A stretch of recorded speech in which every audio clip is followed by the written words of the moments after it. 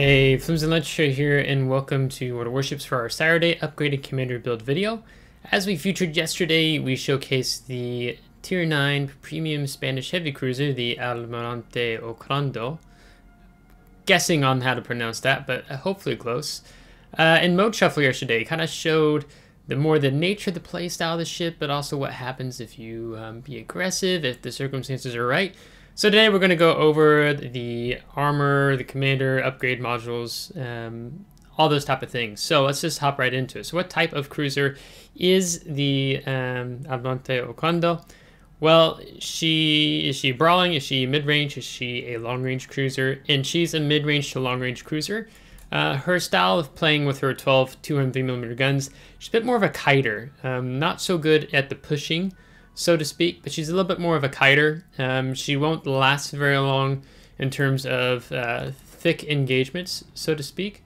So if you look here, you have 25mm bow and stern armor. We do get a 50mm icebreaker on the front, and then 50 on the back as well. And then that comes into a 27mm deck, down into an upper armor belt 27mm, and then down into 40mm. And ripping those things away, you can see our citadel is pretty high up. So we have a pretty vulnerable citadel. It only has a 30mm underneath. So this is a cruiser that at high tier, you do not want to get caught broadside in. So you definitely want to be mindful. So that really means you're mostly going to be kind of angling and trying to position away. Yesterday, if you saw the Friday highlight, I got citadel twice. I think I took one, or maybe both, right through the bow into the citadel. One may have pinned the deck and then gone in. Because of the 27mm, I think you just need something greater than a 386mm gun to overmatch that in terms of like armor piercing, as an example. Of course, you can bounce some things, but you see a lot of 406s, 420s, and upwards at tier 10. And 9 in the super ships, because you're going to get super ships as well. The frontal plate armor is 152 on the front, 102 on the side, 50 on the back, and then 102 on top. So the rear of your turrets, which is traditional, is your most vulnerable. When we go to find the torpedoes, I'll take this armor layout away. They're very exposed. When you have a lot of destroyers and maybe even secondaries firing upon your ship, it's likely that your torpedoes are going to get knocked out. So we're going to take a upgrade in slot 1 to help with the guns and help with the torpedoes. But let's go ahead and talk about the modules. So these are 12 203mm guns. They're very similar to Buffalo. I think maybe both the high explosive armor piercing have a slightly faster shell velocity travel time, but it's like really close. So if you're used to Buffalo, you'll probably feel some similarities here, so to speak. Not the same way, but similar. Our reload time with the main battery reload in the 6th slot is 11.4. Naturally, with Adrenaline Rush, we can start getting that down. 180-degree turn time of 25.9 seconds with no grease to gears or having main battery here in the 3rd slot, so we'll talk about that. HE shell damage 2,850, maximum AP shell damage 4,500. Your hull is 48,300, and with how squishy your armor is, you're likely one to build into survivability expert. Talk about that. Torpedoes, they are 8km torpedoes that hit for 16,600 damage. Torpedo tube reload time is 106 seconds. I need to check the full firing angles for the rear. The forward firing angles, as highlighted in yesterday's video, are really bad, but the rear torpedo angles I think are much better. You know, mainly just because your ship's here on the back. So I think we have a decent out the back, but towards the front, you kind of have this railing here.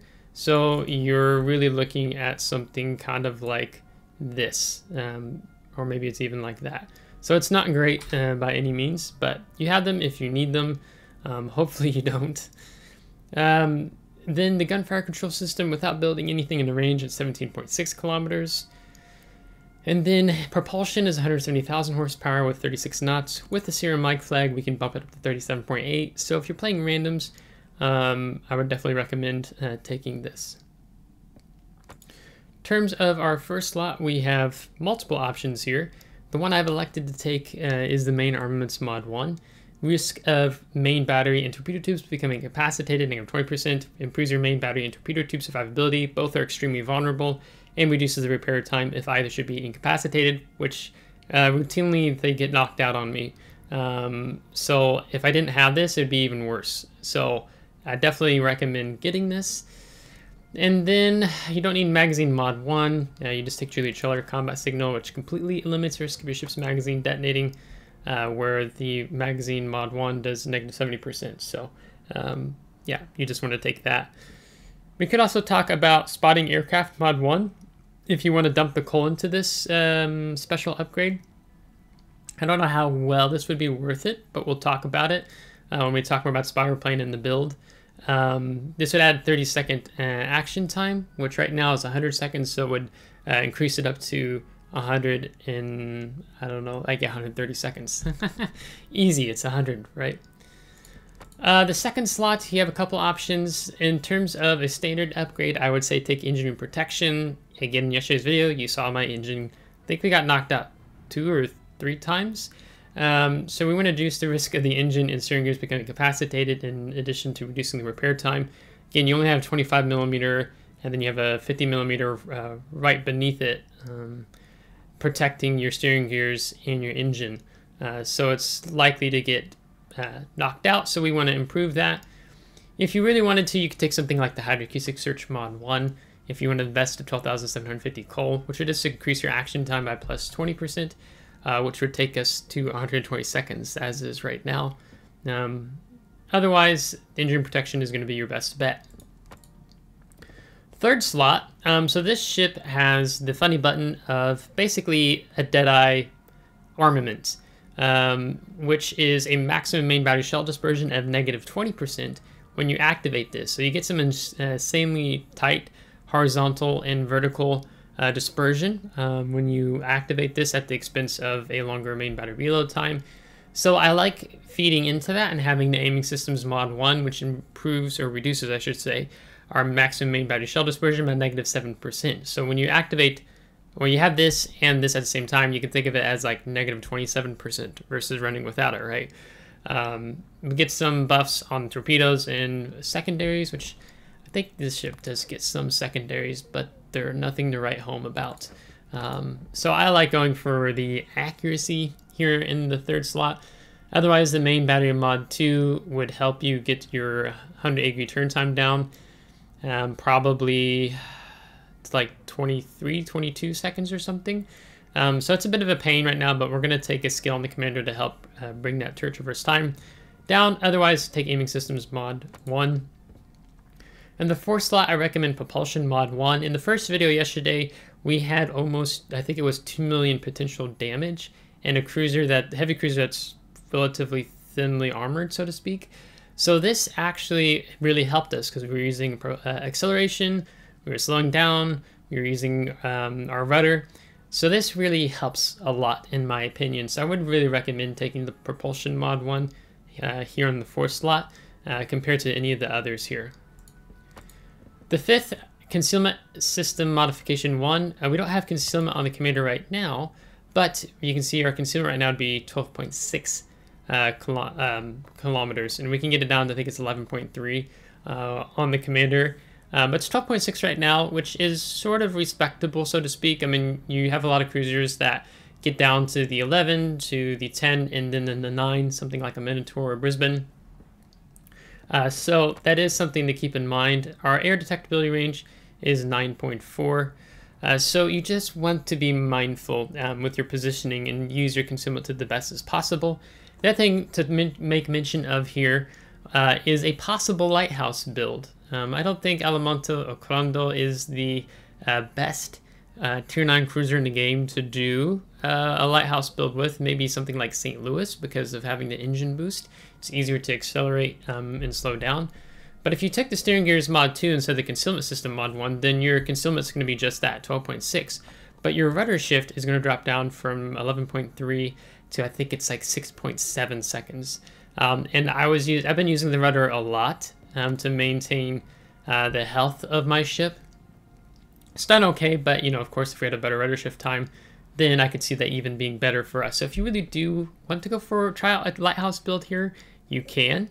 And we can talk about another thing that will help us out with that.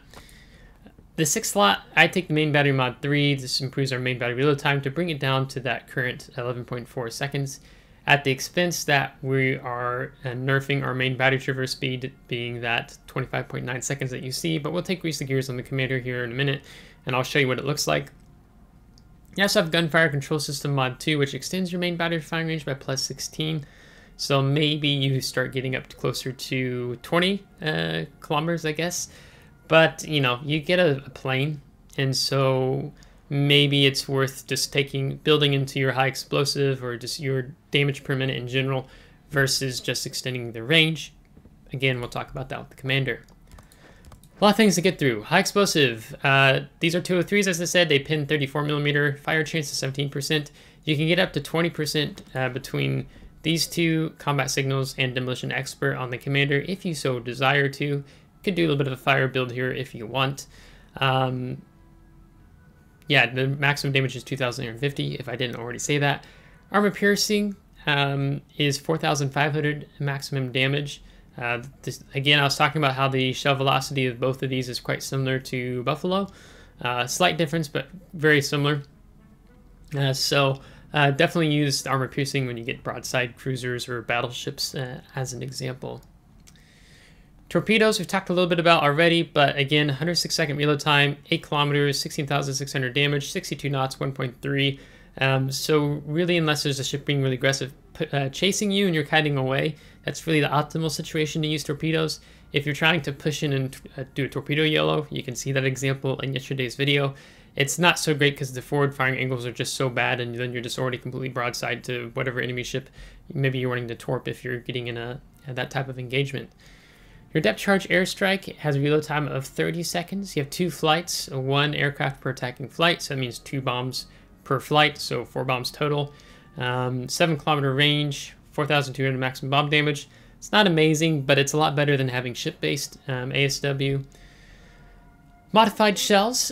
So when we activate this, our reload time drops from 11.4 to 16.3. So just want to double check that. But we're getting a much tighter shell dispersion. You can see that on the bottom there, how it drops to 115 meters. So tighter shell groupings, it's kind of the funny button, the gimmick with this ship, if you will. Great for utilizing on destroyers or maybe submarines that you've caught off guard and you want to get a really accurate salvo in on them. Maybe you're trying to set a fire before going dark, so you just want a more accurate salvo. Maybe you have armor piercing loaded and you really want to blap that broadside Neptune or Des Moines or whatever. Then definitely take advantage of the modified shells. In terms of the consumables, damage control party, 5-second action time, 60-second cooldown time, very standard on cruisers. Your repair party is plus 241. We can increase that with the India Delta combat signal, brings us up to 289. So randoms, ranked or clan battles, if you're taking the ship in clan battles, I really wouldn't recommend that for clan. But you would get a lot more healing capacity here on the ship. Then you have hydroacoustic search. It's pretty standard, 5 kilometer ships, 3.5 kilometer detection of torpedoes, spot submarines, maximum depth 2 kilometers, 100-second action time, 120-second cooldown time. We get 3 of them. We can increase and get more here shortly. You can also swap out to the defensive AA fire, but this ship has among the worst AA among Tier 9 cruisers. She ranks, I think, 35 out of 41, 42 cruisers in terms of AA strength, so don't bother. Take your hydroacoustic search. You always have torpedoes, right? Everything gets torpedoes these days in World of Warships, it seems like. In terms of the last slot, spotting aircraft is going to be the one you want to take. Fighter is like, meh, it never stops the first strike. It's just not really good. Maybe if you're doing ranked, I could see the value of fighter, but otherwise in like randoms, clan, mode shuffle, right? Those type of things, you're going to want to have spotting aircraft. So it increases your maximum main battery firing range by plus 20%. So that puts us, I think, over, yeah, it puts us over 20 kilometers, I'm pretty sure. 400 seconds for the cooldown time of 240 seconds, which is really terrible. So that's 4 minutes of not being able to use spotter plane. We'll talk about that with the commander build, and we're going to shave that down. Otherwise, other combat signals to run. I usually always run the Hotel Genki. You know, I'll extend the action time of my Hydro, so now it's 110 seconds. And then November Foxtrot, if I want to bring the reload time down on certain consumables. So here you see 240 to 228. Was that 120, right? Yeah, 120 to 114. And then 80 to 76, 60 to 57. So this would be the combat signal layout I would do. Moving along swiftly, so I actually reset the commander because I wanted to change something in terms of the build that I'm going to go for. I can give you another option or two and try to keep the Lighthouse build in mind. Right now, as I record this video, there's no certain commanders with enhanced skills, so what you see is what you get. So it's going to be all standard skills here with the commander. So one of the things we're going to be talking about is the grease the gears. So let me try to think about doing this maybe from the perspective of a 10-point build. Let's say you have a 10-point build commander. Then I'm probably going to say take last stand first. Your armor again is really bad. You saw in yesterday's video, I was a sitting duck in water twice, I think. My engine busted, and then I had to use damage control party to busted. Steering gear, I think that was broke. So last stand is just really needed for this heavy cruiser. I don't think you'll regret it because you don't want to be sitting still or sailing around in circles, something so to speak. And then here's where it's going to get interesting with the build I'm going to go for, and I'm going to showcase that, and then I'll talk about other possible options. I'm going to do Eye in the Sky for a 3-point commander. This skill, spotting aircraft consumable cooldown time negative 50%, and we get 2 additional flights. So I'm actually just going to go ahead and master this, and I'm going to bring you right back to the spotting aircraft. And you see now, rather than being that 240 seconds when we were without that, it's now down to 120, and we get down to 114 seconds. So we're actually able to utilize the spotter planes much more regularly rather than waiting 4 minutes, right? So I think this is really good because these ships, you really want to keep them more at arm's length from the enemy team, so mid-range and back. So I usually define mid-range at high tier being 12 to 15, and then long range 16 kilometers and back. So that's what I'm going to do with the 3-point commander. After that, there's a few options we could do here if we're just talking about only a 10-point commander. I tend to be a bit greedy, and I usually pick up Adrenaline Rush as my 6-point commander. This just means we're reloading our main battery faster, a slight buff on the torpedoes, and them being reduced reload time, and then a slight buff up on the continuous AA damage, which again, AA sucks on this ship. And then if you're really wanting to go for more of a build that's not necessarily Lighthouse, then I'd say probably you're looking at concealment concealment expert, excuse me. So we get down 11.3 by sea, 8.5 by air. Now after this, with the 11-point commander, I'd actually go for the grease the gears. So that brings us down from the, what was it, 25.9 to 22.5. So I think that's really good to have. So it's really needed for these main battery turrets that somehow have a very terrible 180-degree turret traverse time. So this is now going to leave us with 11 points. So where else to spend? Where I already talked about wanting to take Adrenaline Rush, so I'll just kind of tick that back up. We talked about the concealment. And then, let's see, 4 points. So there's a few ways we could go right now. One is probably what I would do for the time being is take the Superintendent. So that gives us 4 repair parties, 4 hydros, and 7 spotter planes. But more to have that additional hydro in the heel. Like I've burned through 4 heels multiple times with this ship and also on Castilla. So this is probably what I'm looking forward to take for the time being. So let's just go ahead and master that. So we have it. And then also we have just the 1 point left, but there's no other place to spend that right now. So with this 15-point commander, after that, I'm going to go for the survivability expert. So this brings us up to 52,350 hit points, which again with the armor scheme, you just take a lot of hits. You need it on the ship. And then after that, I'm looking to take the top grade gunner skill. So whenever we're within the standard detectability range of an enemy ship, our main battery reload time is improved by -8%, so we have a faster reload time. So that's going to buff our damage per minute in the game. They have permanent effect of the secondary battery reload time, but it doesn't necessarily matter here. I mean, when you are, let's see here, does it have detectabilities by sea? When firing into smoke, it's 8.7 right now. So then you can be cheeky that way. You can utilize islands to get this off. This line needs a little something more. So this would be what I would look to take for a full-on 21-point build on the commander. It's throwing me off. I want to be back in this window so it's darker in the background. So it'd be more like that. Now the other thing to consider here is what about a lighthouse build that I referenced in the beginning of the video.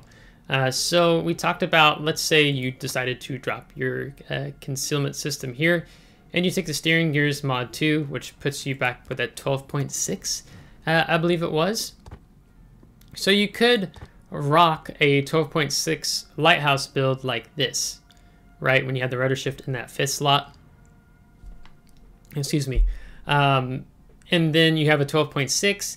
If you really want to forsake the concealment and push yourself up close to 14 kilometers, right, you could drop this 4-point skill, and then maybe you're looking at, it's not really like you want to take A. I mean, you could take RPF, or radio location skill, excuse me, radio position frequency is what I was referencing. See what the nearest enemy ship is to you. There's no need to take IFHG on this because they're 203s. You pin 34mm already. It could be, if you drop the concealment, you could go for a priority target. That's a 2-point skill. And then take the demolition expert, right? So if you're wanting to be more of that lighthouse build, that's probably what I do. I just drop concealment here on the commander, take priority target, and then take demolition expert. So then you're getting a 20% fire chance. And then you're able to see whenever enemy ships are shooting at you, right? Or sorry, not shooting at you, that would be more incoming fire alert, but priority target would show you how many ships are currently aiming at you, and I find more value in that than the incoming fire alert. So that's usually lighthouse build is better for players who are more, have map awareness and situational awareness of what's happening around you. Otherwise, lighthouse build is not something I would necessarily recommend. Now, if you don't like the build, the main build I'm showing you here, and you would do something a little bit more standard, right? You could literally just do this. You're not taking the top grade gunner, but you're still also getting the priority target, which what I had priority target in yesterday's video, but I've flipped it over to Eye in the Sky now. And then demolition expert. So this would probably, this build would probably be, this, you could argue this probably could be one of the better builds, maybe even better than the one that I'm leaning towards, right? So it's really up to you. If you really want to increase your fire chance and push it up to 20%, you want to be able to know when enemy ships are shooting you, then this is probably for you. If you struggle a little bit with map situational awareness, it's hard at high tier because you have ships, enemy players are shooting you 20, 21 kilometers away, and they can cross map shoot you as well, right? So when you don't have either of these two kind of alert skills, if you will, it makes life a lot more difficult. So maybe a general portion of the player base will find more luck with this build. If you are have a better awareness, then I'd say, hey, just go for this. And if you have really, really good awareness, you could drop conceal and then still take priority target in demolition expert. If you're going for a true full-on lighthouse build, I think that's really what you would want to do here, in my opinion. So with that being said, we're gonna knock the video on the head. So get back here. So if you liked today's video, give a thumbs up. If you didn't, give a thumbs down. Subscribe if you do want to see more. If you're subscribed, thanks so much. I would appreciate it. Thank you to my Patreon supporters. And until next time, take care.